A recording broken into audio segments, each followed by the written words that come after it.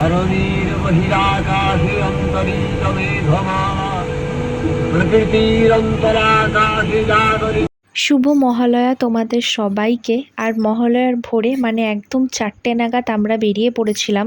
ব্যারাকপুর গঙ্গায় যাব না সোদপুর যাব ডিসাইড করতে পারছিলাম না। আর সোদপুর যাওয়ার পথে ছিল এরকম জ্যাম, তারপর আবার গাড়ি ঘুরিয়ে চললাম ব্যারাকপুরের দিকে।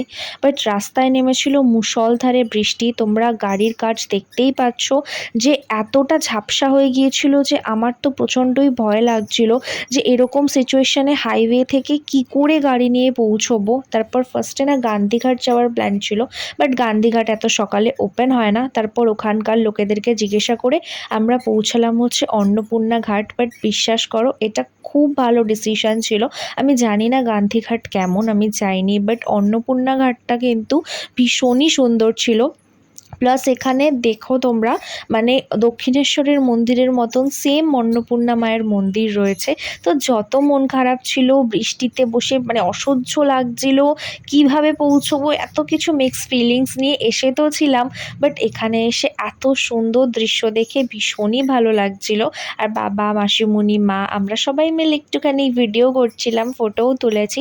আর মন্দিরের এখানে না প্রচুর পায়রা ছিল, মানে চাল ডাল দিয়েছে তো সেগুলো খাচ্ছিল। আর আমি না পায়রার সামনে গিয়ে বারবার করে আসছিলাম একটু ভিডিও টিডিও করার জন্য। আর মন্দিরের ভিতরে ঢুকেছিলাম, তারপরে মাকে প্রণাম করলাম। আর এখানে আমরা দাঁড়িয়েছিলাম একটু ভিডিও করতে। আর আমার বাবা তো তাও ক্যামেরার দিকেই তাকিয়ে আছে, কিন্তু আমার মা যে কোন দিকে তাকাচ্ছে মাই জানে। আর এনাকে দেখো গিয়েই একদম আমার গায়ে তো ওদের গন্ধ অলওয়েজ থাকেই, তো গন্ধ টন্ধ শুকে আমাদের সাথে ঘুরলো, বিস্কুট খেলো। তারপর কি করলো দেখো, তারপর আমাদের গাড়িতেই এসে হিসু করে দিল। আর হিসু করে এমন রিয়াকশান যেন আমি কি করেছি, মানে প্রচণ্ডই ইনোসেন্ট, কিচ্ছু জানা না। আর এদিকে আমার মা আর মাসিমণি তো একে অপরের মানে মা আর কি মাসিমণির হাত ছেড়ে 1 মিনিটও নড়ে না। তারপর আমরা এখানে গঙ্গার জল নিয়ে মন্দির দেখে উঠে গেলাম হচ্ছে গাড়িতে। আর আমাদেরকে ঝুলিয়ে এখন বৃষ্টিটাও বন্ধ হয়েছে ভাগ্যিস। আর এই জায়গাটা না আমার কিছুটা নর্থ কলকাতার মতন ভাইব আসছিল। অ্যাকচুয়ালি ওই জায়গাটাতে আমি ক্যাপচার করতে পারিনি, তখন অনেক বৃষ্টি পড়ছিল। ওই জায়গাটা তো পুরোই নর্থ কলকাতা লাগছিল ব্যারাকপুরের। আর তারপর খেলাম হচ্ছে ডাব, সকাল সকাল ডাব খেয়ে একদম ঠান্ডা ঠান্ডা হয়ে গিয়েছিল। আর তারপরে চায়ের দোকান খুঁজছিলাম যে কোথা থেকে একটু চা খাবো, কারণ আমি বাবা সবাই প্রচণ্ডই চা খোর আর কি। তো চায়ের দোকান খুঁজছিলাম। আর এখানে মাসিমণি মা সবাইকে বলছিলাম একটুখানি চিজ পনির পনির করে দাও, তো ভিডিও করবো তো সবার সাথে, তাই একটুখানি ভিডিও করছিলাম। আর তারপর ফাইনালি একটা চায়ের দোকান যতক্ষণে দেখলাম ততক্ষণে মোটামুটি আমরা বারাসাতের মধ্যে ঢুকেই গিয়েছি।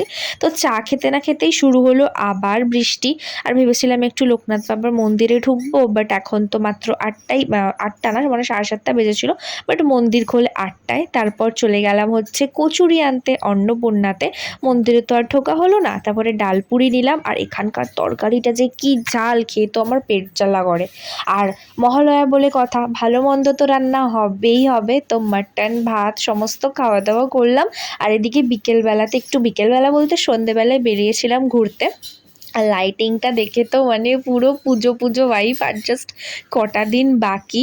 তারপর গিয়েছিলাম হচ্ছে একটুখানি বনলতাতে মালাই চা খেতে। আর এই করেই আজকে আমার দিনটা তো কেটেছিল। আশা করি তোমার আমাদের এই ছোট্ট ব্লগটা ভালো লেগেছে। ভালো লাগলে ডেফিনেটলি সাবস্ক্রাইব করো।